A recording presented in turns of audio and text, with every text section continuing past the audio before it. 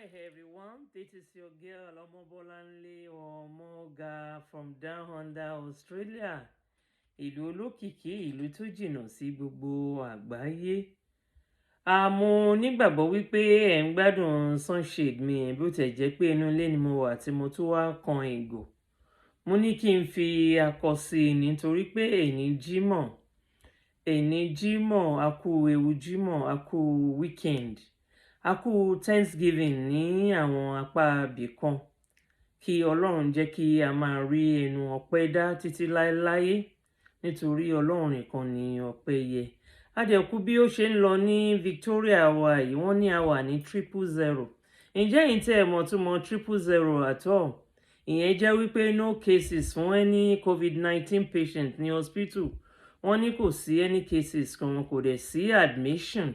Kò dẹ̀ sí pé bóyá èèyàn kankan kú, èyí tá a mọ̀ sí no cases, no admission, no death. Wow, Jesus is Lord. Ẹ gbé Ọlọ́run bá tóbi jọ̀mọ́. Allah Akbar. Ìyẹn la mọ̀ sí hallelujah. Olúwa ṣeun, Olúwa ṣeun, Olúwa ṣeun. We are getting there. Àwọn ìjọba wa bó tiẹ̀ jẹ́ wípé a feel wípé wọ́n lo agbára tó pọ̀ lórí wa. Wọ́n fẹ́ kí tiwa dáa ni wọ́n fẹ́ kí wàhálà bá wa nílùú wa. Wọ́n nítorí tó bá ba ojú, á bá imú náà. Wọ́n dẹ̀ ní láti máa sọ fún wa wípé 36,000 Australians àwọn ni wọ́n wà níta right now. Ṣùgbọ́n wọ́n nígbàgbọ́ wípé bọ́dà yẹn máa ṣí very soon. Bọ̀ kò ń ṣe ní ọdún yìí. Àwọn tó máa ṣí fún ni wípé àwọn tó fẹ́ wálé, àwọn tó ń bọ̀ nílé. Ṣùgbọ́n tó o bá ti ń bọ̀ nílé fún Christmas, wàá ti make sure pé o ti gba vaccine yẹn, ó ti wọlé sí ẹ lára bí ìgbà tí jìgá ò bá wọlé síyàn lára. Wàá ti make sure wípé you are on vaccine already. Vaccination yẹn pé fún ti COVID-19 yìí náà ni. Because if you don't have vaccination or you don't get vaccine, there will be trouble at the border for you. In fact, you won't be able to board the plane to start with. So, ẹ láti gba vaccine yìí tó máa pé. Ṣùgbọ́n tí ẹ bá wá gba vaccine tẹ́ bá ń bọ̀ bí for 2 weeks lẹ máa lọ wà níbì kan. Ṣé máa wà fún quarantine and at your own expense ni. 2 weeks lẹ máa fi dúró síbì kan. So that wọ́n clear yín wọ́n mọ̀ wípé everything is clear. Kẹ́ ẹ tó wọlé wá sí apá bíbá ẹ̀. A fi pé wọ́n lo agbára ní orí wa ni. Ṣùgbọ́n agbára yẹn wọ́n lò dáadáa. Ẹ bèrè lọ́wọ́ mi pé èwo ni mo mú wá fún yín lénìí. Agbára ni mo pè é. Èyí tí a mọ̀ sí power. Ẹ understand? Àwọn olóyìnbó máa sọ wípé power is something tó jẹ́ wípé you do at your own capacity. Understand? Something that you can do for people at your own capacity. Ìyẹn la mọ̀ sí power. Ṣùgbọ́n on a natural realm, agbára jẹ́ power is something that it's deposited in you and me. That is deposited in every individual. It could be money, it could be wealth, it could be knowledge, it could be position, it could be pedigree. Èyí tí a mọ̀ sí abínibí. Àwọn abínibí yẹn ni àwọn ti ìyá Ṣàlí ní UK, ti Queen Elizabeth. Bí wọ́n ṣe ń ṣe aṣojú wa ní Canada, bẹ́ẹ̀ ni wọ́n ń ṣe aṣojú wa ní Australia, bẹ́ẹ̀ ni wọ́n dẹ̀ tún ń ṣe aṣojú gbòǹgbòlà ní United Kingdom. So abínibí ni àwọn yẹn. And the agbára could be names. Ṣé mọ̀ wípé tí a bá ń lọ níbì kan wá ní ọmọ yẹn ni, ọmọ Abíọ́lá ni. So àwọn yẹn náà lágbára ní ayé ìgbà kan tí wọ́n lò ó. Kí Olúwa bá wa dẹ̀lẹ̀ fún wọn. Lady yan ọmọ Awólọ́wọ̀ ni. So agbára could be names as well. Òun ló wá dífá fún Alhaji Máyégún torí wípé àwọn náà gbàgbára láti ọwọ́ Alhaji Síkírù Àyìndé Barrister. Wọ́n dẹ̀ confirm ẹ̀ nínú orin wọn.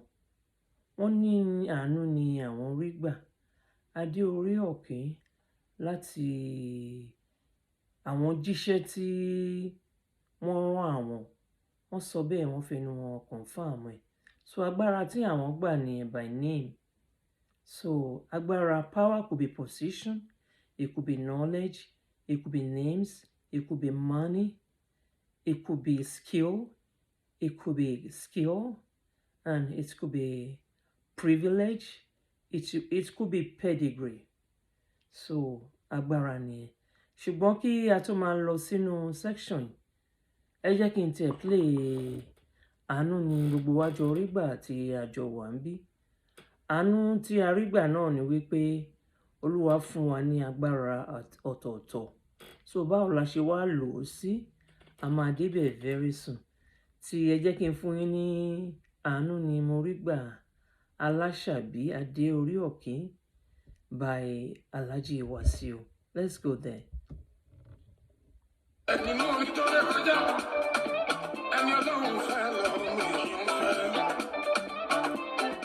Yọ́nú sí mi, tẹ́ bá rí mi ẹ yọ́nú sí mi,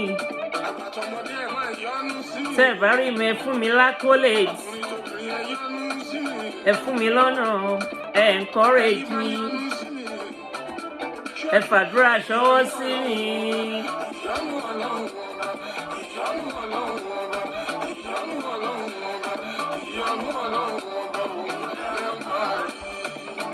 Ẹ yọ́nú sí mi, ẹ ṣeun, mo mọ̀ pé gbogbo yín lẹ̀ ń yọ́nú sí mi. Wá obìnrin ẹ yọ́nú sí mi. Mo ní káwọn ọkùnrin náà yọ́nú sí mi nítorí mo bí ọmọ ọkùnrin 3. Àyíbáwò ìyá ní Ọlọ́run ọba. Àwọn obìnrin àwa la bí àwọn ọkùnrin. Wọn ò ní choice. Wọ́n láti yọ́nú sí wa. Adé orí ọ̀kín. Àánú mo rí gbà Aláṣàbí. Adé orí ọ̀kín. Mímọ́ ṣe orí ọ̀kín. Mọ́ ṣe Aláṣàbí. Alhaji Wasiu Mayegun wọ́n confirm ẹ̀ wípé agbára orúkọ ni agbára, àwọn náà ní orúkọ. Wọ́n dẹ̀ gba orúkọ láti ọ̀dọ̀ Dr. Síkírù Àyìndé Barrister. Wọ́n confirm ẹ̀ nínú orin yìí. Ẹ máa gbọ́ lọ bẹ́ẹ̀ yẹn.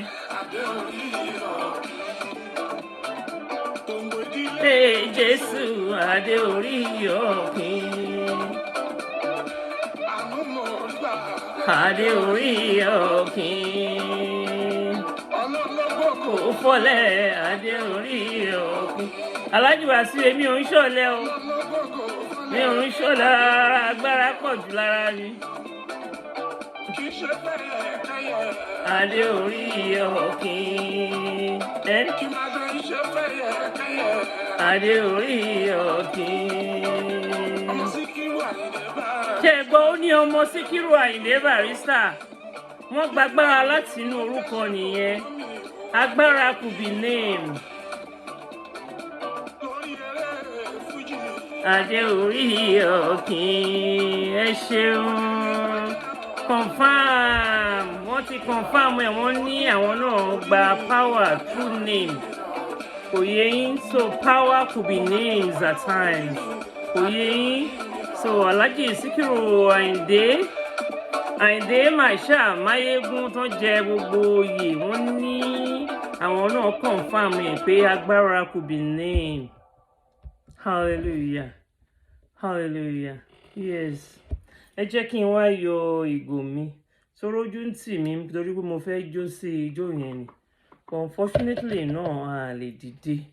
A kàn rọra máa yí lórí iṣẹ́ àbẹ̀ ni. Thank you so much for having me here. And thank you so much for calling somebody. Mo mọ̀ wípé ẹ ti ń bá mi pèrò sọ́kọ̀ báyìí. Ẹ ṣáà mọ̀ prógráàmù yìí bó ṣe ń lọ wípé at the end of the day, gbogbo wa a máa kọ́gbọ́n, gbogbo wa a máa rẹ́rìn-ín, gbogbo wa dẹ̀ máa ṣe kí ni, a máa kẹ́kọ̀ọ́. That is what this program is about. Àbí báwo ni? So before I go further, mo fẹ́ sọ fún yín pé agbára bí mo ṣe ṣàlàyé. Àwọn ìran mẹ́rin kan wà tó jẹ́ wípé wọ́n máa ń lo agbára ní ìlòkulò. They abuse the power anyhow.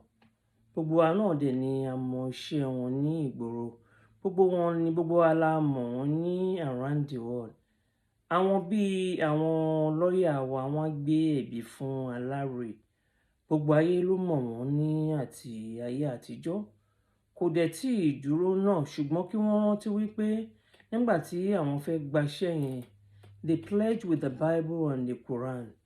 Èmi kọ́ ni màá dájọ́ yẹn, ṣùgbọ́n a fi gbogbo ẹ̀ sí ọwọ́ Ọlọ́run, torí pé àwọn lọ́ọ̀yà wa náà wọ́n gbé ẹ̀bí fún aláròyé. Yes, bí àwọn yẹn ṣe lọ. Àwọn ẹlẹ́ẹ̀kejì, àwọn tí a mọ̀ sí ọlọ́pàá, ṣe mọ̀ wípé gbogbo EndSARS, kó tó di pé wọ́n ní ká EndSARS, àwọn gbogbo ní SARS gangan. Àwọn gbogbo ní SARS gangan. Àwọn ọlọ́pàá tí àwọn ìjọba fi sí pé tán fi ń ṣọ́ àwa the citizens. Tán ní kán máa ṣọ́ àwa èèyàn. Wọ́n wá sọ di nǹkan míì, wọ́n ṣe báṣubàṣu. Gbogbo wa la mọ̀ bí ọ̀rọ̀ EndSARS yẹn ṣe lọ ní October 20 oṣù tó kọjá. Nítorí pé agbára wà ní ọwọ́ wọn, wọ́n dẹ̀ ṣe báṣubàṣu. At the end of the day, a mọ̀ àwọn tó rán wọn iṣẹ́. Bóyá látòkè ni, bóyá láàrin ni, bóyá sàlẹ̀ ni. Ṣé ọlọ́pàá kàn dédé gbébọn and you went there, you go gun them down? Ẹ dẹ̀ lọ pa wọ́n torí pé agbára wà lọ́wọ́ yín. Agbára tó wà lọ́wọ́ yín náà ni ìbọn yẹn. Ẹ dẹ̀ rántí kẹ́ ẹ tear gas sí wọn tàbí kẹ́ ẹ fún wọn ní rubber bullet. Ṣùgbọ́n ẹ lo odidi ìbọn, èyí tí a mọ̀ sí ọta ìbọn original. Ẹ fi pa àwọn èèyàn rẹ́tùrẹ́tù nítorí pé agbára wà ní ọwọ́ yín. Kò ń ṣe níbi tí a ti ń bọ̀ nìkan ni àwọn èèyàn ti ń lo agbára. Ẹ ṣáà ti rí àwọn ọlọ́pàá ti Amẹ́ríkà. Èyí tó ṣẹlẹ̀ ní May 25 tó ṣẹlẹ̀ sí George Floyd the other time, nítorí pé agbára wà ní ọwọ́ wọn. Ẹ handcuff bọ̀bọ́ yẹn, ẹ wá dè mọ́lẹ̀, ẹ ṣókè ẹ̀ lọ́rùn, ẹ dẹ̀ gba ẹ̀mí ní ara ẹ̀. All because agbára wà lọ́wọ́ yín. Because you are in charge, you've got the power, ẹ ní agbára yẹn. And they shook him down, they killed him. They just killed him just like that. Gbogbo ibikíbi around the world ni àwọn ọlọ́pàá wa ti máa ń lo agbára bó ṣe wù wọ́n, nítorí pé wọ́n wà nínú uniform. Èmi dẹ̀ nígbàgbọ́ wípé bẹ́ẹ̀mi ṣe jẹ́ obìnrin yìí, tí n bá pàdé ọkùnrin tó ga tó mi tí ò tiẹ̀ sí uniform, mo mọ ibi tí mo ti máa kì í mọ́lẹ̀ tó jẹ́ wípé apá ẹ̀ ò ní lè ṣe nǹkan kan. Abuké á na arọ pa ni. Ṣùgbọ́n nígbà tí wọ́n ti fún wọn ní agbára tí wọ́n gbébọn lé wọn lọ́wọ́, ẹ gbà mí báwo mo ṣe fẹ́ ṣe. They will just kill somebody and go. And that's it. Tàwọn ọlọ́pàá nìyẹn. Àwọn nurses wa, ẹ ṣáà mọ̀ wọ́n. Ni mo rántí ayé ìgbà kan tá à ń ṣiṣẹ́ mú ìwà àgbà ìdání tá à ń ṣe nursing ní ayé ìgbà yẹn ní ọjọ́ tó ti pẹ́. And wọ́n dẹ̀ sọ pé kò tí ì dúró, ó sì ń lọ bẹ́ẹ̀. Recently ní UK, wọ́n ti ẹ̀ dá wọn kan dúró lórí iṣẹ́ ibi tí wọ́n ń ṣe. Nítorí pé agbára wà ní ọwọ́ yín. Ẹ dẹ̀ wá jókòó, ẹ fẹ̀yìntì, ẹ ní kí wọ́n lọ gba call bell lọ́wọ́ àwọn patient yín tí ó wà lórí bed. Especially in nursing homes. Ẹ ti gbàgbé pé ẹ̀yin náà máa dàgbà, ẹ máa darúgbó. Ẹ mọ ibi tí àwọn ọmọ yín máa fi yín sí tó bá yá. Ẹ láti ní concrete agreement pẹ̀lú ẹ̀yin àti ẹbí yín torí tẹ́ bá máa dàgbà. Ẹ mọ̀ bóyá ẹ̀yin náà máa lọ nursing home. Ṣùgbọ́n certainly I am very very sure. wọ́n ní nemesis nìyẹn, ìyẹn náà ń pè ní kàmá, òye yín á dáhùn tó bá yá, wọ́n á gba call bell lọ́wọ́ tiyín náà, ẹ ẹ̀ ní rántí mọ́. Ṣé ẹ̀yin ò ní another ways tí ẹ lè fi ṣe? Ẹ lè ronú pé kí ló dé, báwo la ṣe fẹ́ ṣe tí a ní máa gba call bells lọ́wọ́ àwọn èèyàn? Ẹ lọ gba aago yẹn lọ́wọ́ wọn. Àwọn míì tí máa fàájà láti ara ògiri ni. Wọ́n ní ọmọ ọlọ́mọ ò ní pa ìyá oníyà, àbí ìyá oníyà ò ní wá pa ọmọ ọlọ́mọ, wọ́n dẹ̀ sanwó fún yín. Kí ni purpose tẹ́ fi wà ń bẹ̀? Tọ́ bá pè yín lẹ́ẹ̀mẹ́ẹ̀ẹ́dógún kẹ́ down 20 times ni. Kò ṣe pé kẹ́ wá abuse ẹ̀, because táwọn èèyàn bá ti dàgbà nígbà míì lára mental health issue tí wọ́n ní, ẹ̀rù máa ń bà wọ́n. Tọ́ bá tají ńgbà míì, wọ́n fẹ́ wò pé am I safe, who is here? Wọ́n á kàn tẹ bẹ́ẹ̀ yẹn ni. A lè ráwọn ìyá míì tọ́ máa tẹ̀ ní àárín 1 minute, wọ́n lè tẹ̀ ní 20 times láàárín 1 minute. Ṣùgbọ́n yẹn ò wá sọ fún yín pé kí ẹ lọ já ní ara ògiri. Ẹ sọ wípé ọmọ ọlọ́mọ, ọ̀yà oníyà ò lè pa ọmọ ọlọ́mọ. It is well fún gbogbo àwa nurses around the world, nítorí pé agbára wà ní ọwọ́ wa at that present time la ṣe ń ṣe nǹkan tó wù wá. Àwọn ẹlẹ́ẹ̀kẹrin àwọn èèyàn tí mo mọ̀, àwọn yẹn ni doctors, all our doctors around the world. Wọ́n mà ní agbára tó pọ̀ rẹpẹtẹ ní ayé àtijọ́. Ayé dẹ̀ ti wá lajú ń sìn. Ṣùgbọ́n àwọn doctors wa kan ní apá ibi tí mo ń bọ̀, especially mo máa dárúkọ hospital yẹn ní orí program yìí. Lagos University Teaching Hospital ní LUTH Ìdí-Àràbà ni wọ́n pè bẹ̀ yẹn. Tẹ́ ti máa rí àwọn doctors yẹn, nítorí Ọlọ́run ti gbé consultants lé yín lọ́wọ́. Ẹ̀yin lẹ wà in charge, ẹ̀yin ni gbogbo ayé tí ẹ̀ ń jẹ ń bẹ̀ yẹn. For instance ní ìsìn, àwọn tó ní sickle cell anemia patient bá wá sí ọ̀dọ̀ yín, wọ́n wá sọ́dọ̀ yín, wọ́n wá sí department yín, wọ́n wá gba ìwòsàn tó péye. Any sickle cell anemia patient tó bá wá, nítorí èmi náà mọ gbogbo kinní yẹn dáadáa. A dẹ̀ ti rí oríṣiríṣi ní apá bí.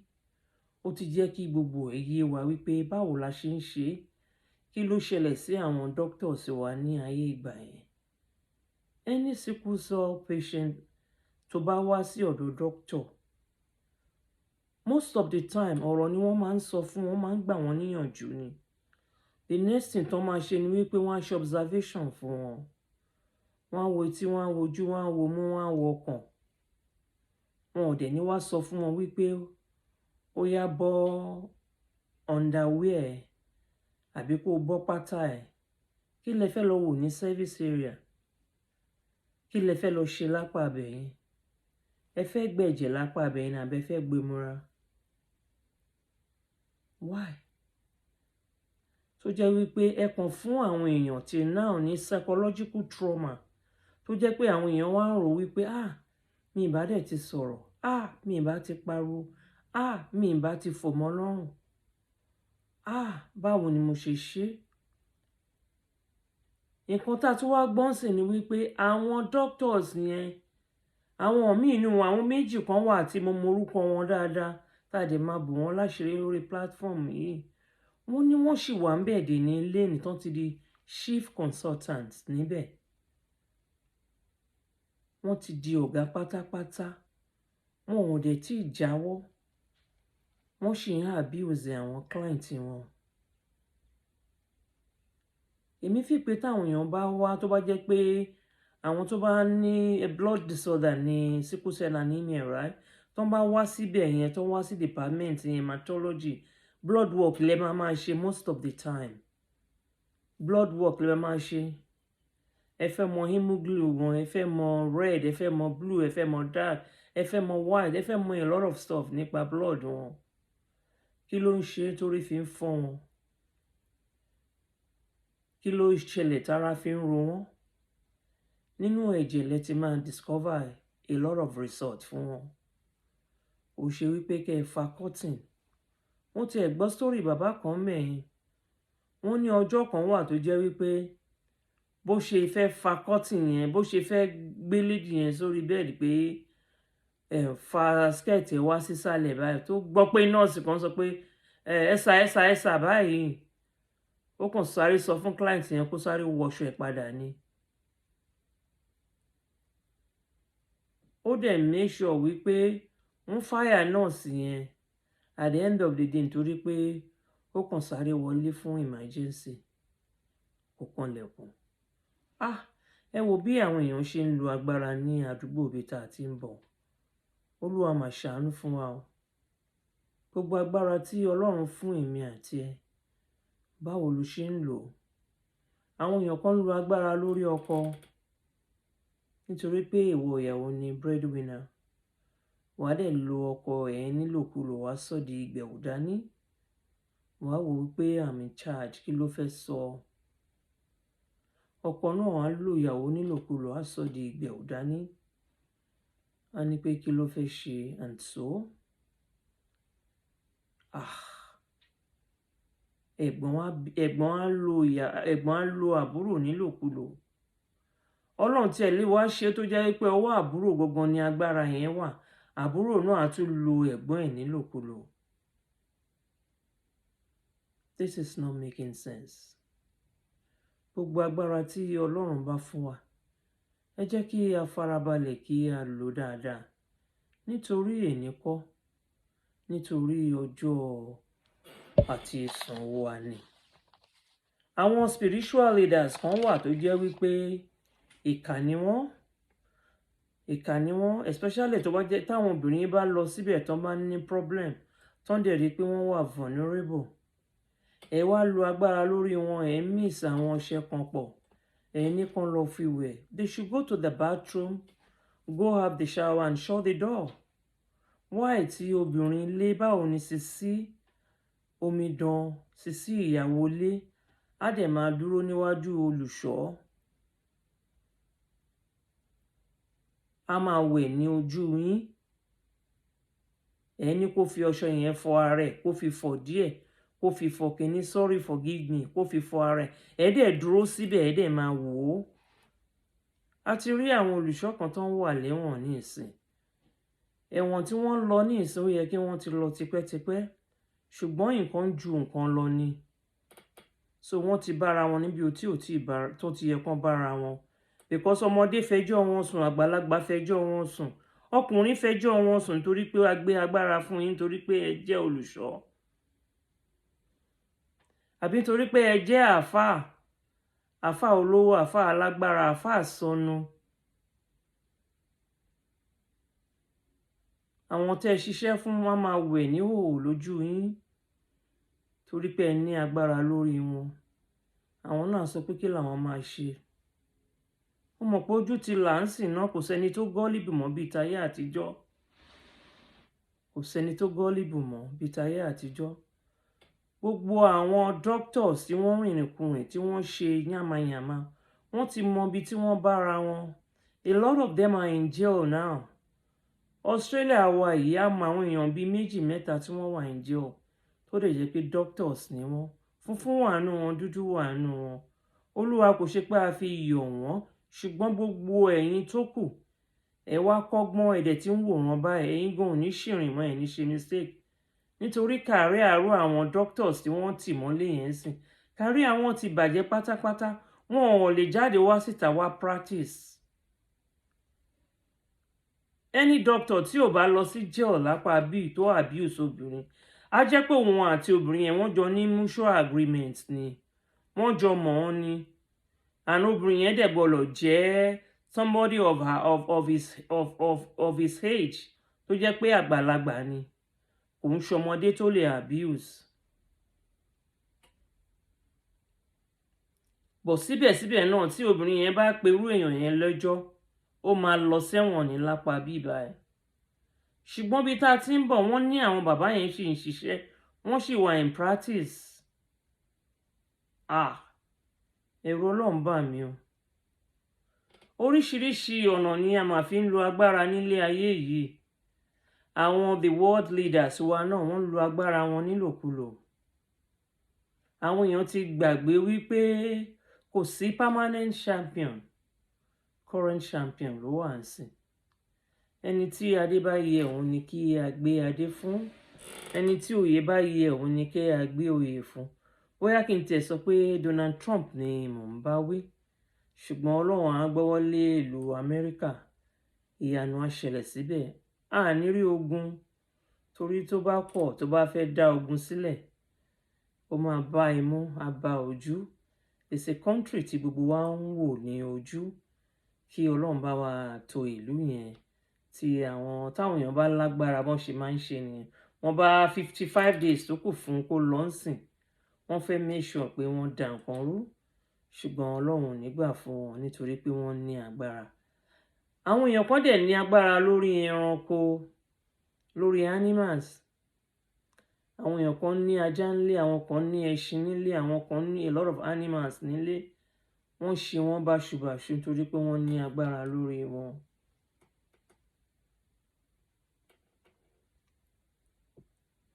Àwọn èèyàn kan ní agbára lórí ẹranko títí tó jẹ́ wípé àwọn ẹran tí a máa ń pa ní ọjà ní ìsìn, bọ́n ṣe ń pa wọ́n kò ṣe fẹnu sọ. Ìbọn ni wọ́n ń gbélé wọn lórí. Ṣùgbọ́n tí ẹ bá rí àwọn mùsùlùmí ńgbà mí, Allah ni wọ́n máa ń jẹ, nítorí pé ọ̀bẹ ni wọ́n máa gbé sí màálùú lọ́rùn, wọ́n á dẹ̀ gbàdúrà, wọ́n á dẹ̀ move ahead. So respect for the animal nìyẹn. Kò yé yín? But àwọn kan wọ́n á sọ ẹranko wọn, wọ́n á sọ di ìdàkudà, especially àwọn tó ń sin ajá, àwọn tó ń sin ẹṣin. Yes, gbogbo ẹ̀ la gbọ́, gbogbo ẹ̀ la rí. Àwọn yẹn ni wọ́n abuse power. Àwọn dúdú ń ṣe rẹpẹtẹ, especially ní ibi tí àwọn dúdú ti pọ̀ sí ní àgbáyé yìí. Ẹ̀yin náà mọ apá bẹ̀. Torí pé the animal, Ọlọ́run ló dá wọn. Ohun tán bá ní kí ajá ṣe ni kó ṣe. Ohun tán bá ní kí Bọ́láńlé ṣe ni kó ṣe, because she is a woman being. Ohun tí woman being bá ṣe ni kó fi ara ẹ̀ ṣe. Ohun tán bá ń fi ajá ṣe ni kí ajá ṣe. Àbí kò yé yín? A kò da orí ẹ̀ kodò ni. A ṣe ni yamayama.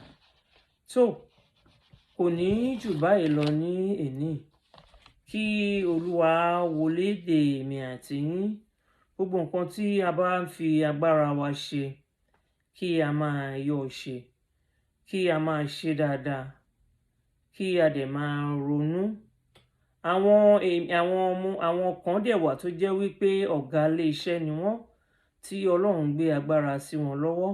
Àwọn secretary Ọlọ́run fún wọn lágbára. Àwọn security man gan tó tẹ̀ jẹ́ pé gate man, Ọlọ́run fáwọn yẹn náà ní agbára, ṣùgbọ́n wọ́n á dẹ̀ lò nílòkulò. Tí àwọn PA àti secretary, táwọn yẹn ti ẹ̀ bàjẹ́ pátápátá. Tí àwọn driver, àwọn ọ̀gá mi ti gbàgbé wípé ẹ̀mí àwọn ọwọ́ driver ló wà. Wọ́n á dẹ̀ ṣe driver wọn ní jákujàku. Wọ́n á ṣe driver wọn ní yamayama. Wọ́n á fìyà jẹ, wọ́n á fojú ẹ̀ gbolẹ̀. And bóyá driver yẹn Ọlọ́run sì ń ṣọlá ní ayé ẹ̀ lọ́wọ́ ni. Ìwọ tí Ọlọ́run gbé sípò wípé olówó lọ́wọ́, o ní position bá ṣe ń sọ.